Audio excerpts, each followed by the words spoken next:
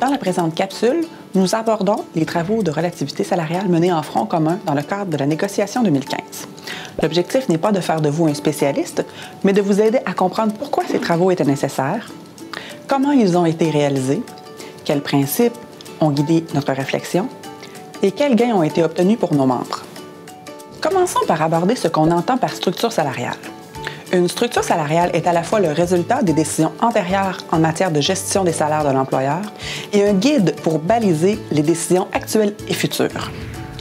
En théorie, elle détermine la forme des échelles salariales et les taux de salaire selon l'évaluation de la valeur des emplois pour toutes les personnes salariées d'une organisation.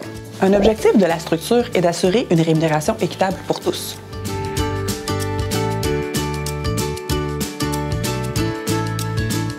La première partie de la réponse, c'est que toute structure salariale a une durée de vie. La deuxième partie de la réponse, c'est que les salaires réellement payés aux personnes salariées de la fonction publique cadraient de moins en moins dans ces balises. L'ossature de la structure salariale de la fonction publique a été mise en place en 1989. C'est ce qu'on appelle la P0, le point de départ au temps zéro. À ce moment, la structure est bâtie sur la base de principes différents de ceux que l'on tient pour acquis aujourd'hui.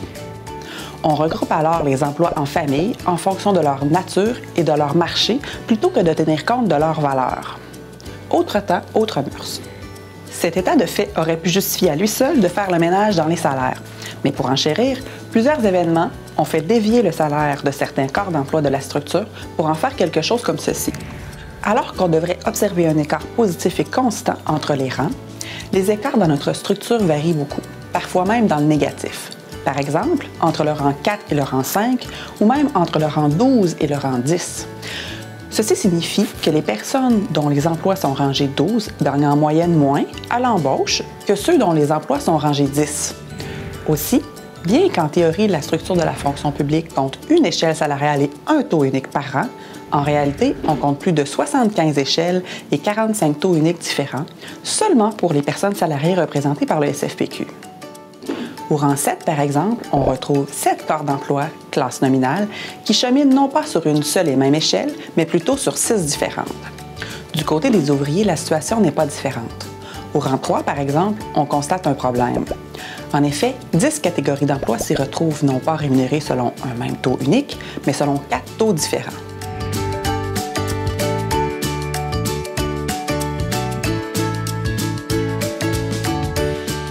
La P0 est créée dans notre convention collective de 1989.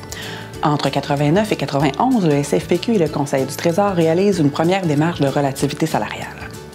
Tous les emplois de la fonction publique sont donc évalués conjointement. Entre 1994 et 2000, on ajuste graduellement les salaires à la structure établie en 89, selon leurs valeurs respectives. En 1996, la loi sur l'équité salariale est adoptée et la fonction publique doit réaliser un programme d'équité salariale applicable au 21 novembre 2001. L'évaluation de la valeur des emplois est refaite avec un nouveau plan propre au SFPQ. Comme la loi ne crée pas d'obligation envers les catégories d'emploi à prédominance masculine, seules les catégories d'emploi à prédominance féminine sont ajustées, ce qui crée des distorsions dans les salaires. Les griefs de tâches non conformes gagnés au fil des années et l'évaluation du maintien de l'équité salariale en 2010 ont aussi fait dévier les salaires de la P0. La structure commence à souffrir d'un sérieux manque de cohérence. Le SFPQ dépose donc en 2006 une liste de problématiques au secrétariat du Conseil du Trésor dans laquelle il fait ressortir 36 incohérences et réclame une révision. Aidé par un nombre relativement important de griefs de tâches conformes, cette demande est entendue et donne lieu à la signature en 2009 de l'entente TVF-ARF. Le secrétariat du Conseil du Trésor nous invite quelques mois plus tard à créer un comité de travail sur les échelles de traitement. Conscient que procéder emploi par emploi suscite des insatisfactions auprès des membres non touchés par les travaux, sans compter qu'en procédant de la sorte, nous en aurions pour 100 ans, le SFPQ réclame une révision globale de la structure de rémunération. Malheureusement, le secrétariat du Conseil du Trésor est toujours partisan de la théorie des petits pas et saborde le comité. Depuis, en réponse à chacun des mémoires de consultation en matière de classification déposés par le secrétariat du Conseil du Trésor, le SFPQ recommande sa révision globale. Ce n'est donc pas une surprise lorsqu'à l'approche de l'obligation d'évaluer le maintien de l'équité salariale pour décembre 2015, qu'il nous propose de nouveau des travaux de relativité salariale.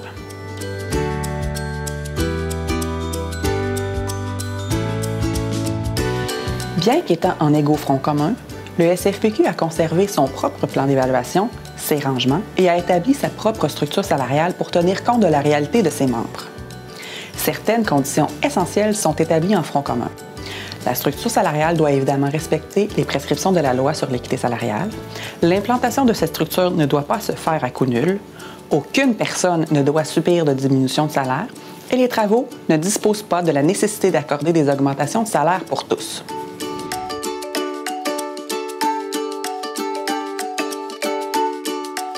Puisque les emplois à prééminence masculine et féminine avaient déjà été évalués dans le cadre des exercices d'équité salariale et qu'au SFPQ, des travaux préparatoires à la réalisation des travaux de relativité nous avaient amenés à refaire une cueillette d'informations et à évaluer conjointement les emplois neutres, seule l'évaluation de quelques nouveaux emplois et la vérification de l'évolution des tâches devaient être complétées avant de passer à l'étape suivante.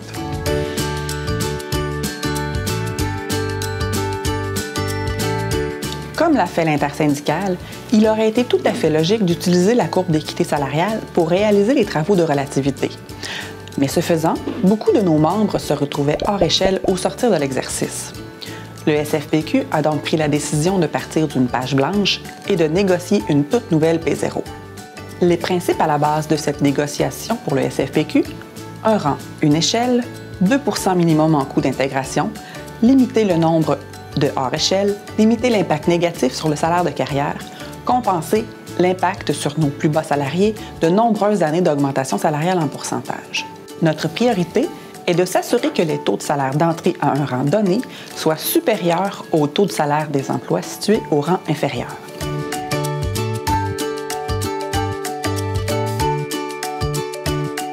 La logique est la suivante. Le taux maximum est la valeur d'un emploi selon son évaluation. C'est le taux équitable à l'intérieur de l'entreprise d'une personne salariée qui maîtrise parfaitement toutes les facettes de son emploi. Puisque les emplois d'ouvriers ont comme exigence minimale de détenir une carte de compétences, la période de perfectionnement à laquelle correspondent normalement les échelons est considérée comme étant celle ayant mené à l'obtention de ces cartes. La création d'échelons a été excluse parce qu'il n'est pas pertinent de retarder le moment où les ouvriers atteignent les taux maximums équivalents à leur rangement.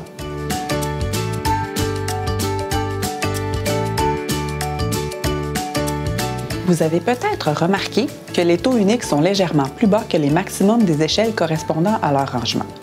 C'est parce que chaque taux unique est calculé pour être égal au salaire horaire qu'une personne sur échelle du même rangement gagne en moyenne sur 33 ans, soit l'estimation de la durée d'une carrière dans la fonction publique. Le calcul du taux unique du rang 3, par exemple, est le suivant. 1 an à l'échelon 1, 18 et 7, plus 1 an à l'échelon 2, 18 et 42, plus 31 ans à l'échelon 3, 18 et 79, divisé par 33 ans, qui donne un taux horaire moyen de 18 et 76 en carrière.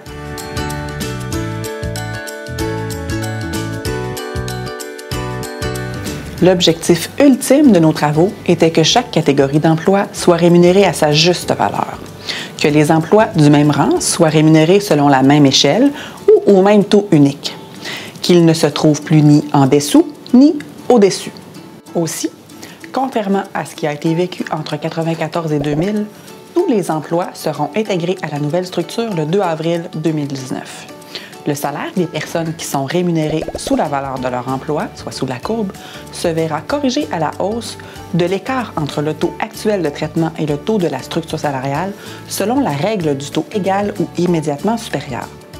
Par exemple, un agent de bureau classe nominale au 6e échelon de son échelle au 1er avril 2019 gagnera 22,56 $. Il se verra donc intégré dans la nouvelle échelle salariale à l'échelon 7, puisque son emploi est évalué au rang 8 et que le taux de salaire égal ou immédiatement supérieur à ce 22,56 est de 23,21. En fonction de l'écart entre leur taux horaire et les échelons de la nouvelle structure, tous n'augmenteront pas de 2,4 % entre le 1er et le 2 avril 2019. À long terme, toutefois, tous bénéficieront des hausses des taux maximums. Conformément à notre troisième condition front commun, les personnes salariées hors taux hors échelle ne verront pas leur salaire diminuer pour être simplement replacées au maximum de leur échelle respective. Elles conserveront leur salaire en 2019 et se verront ensuite appliquer la clause 50-50, soit une majoration de 50 % des paramètres de convention collective en salaire et 50 % en montant forfaitaire jusqu'à ce que l'écart se résorbe. À la suite de ces travaux, nous avons obtenu une augmentation moyenne de 2,4 % en coût d'intégration. En tenant compte des cas particuliers, c'est 95,5 % des membres qui ont obtenu un gain en 2019, alors que seulement 32 catégories d'emplois se retrouvent en situation de hors taux, hors échelle. À long terme, l'augmentation des taux maximum et la diminution du nombre d'échelons permettra non seulement de minimiser l'impact sur le salaire de carrière, mais de l'augmenter en moyenne de près de 6 000 $ par année par rapport à la P0. De plus, 29 catégories d'emplois auront accès de nouveau à une progression dans leur échelle salariale, correspondant en moyenne à 3,1 % pour chaque année de progression supplémentaire. De plus, les majorations permettront à tous de voir leur salaire augmenter en 2016, 2017 et 2018. Malgré tous ces gains, le résultat dont le SFPQ est le plus fier est d'avoir fait en sorte qu'il n'y aura plus d'incohérence dans la structure salariale et donc plus d'iniquité entre ses membres pour les années à venir.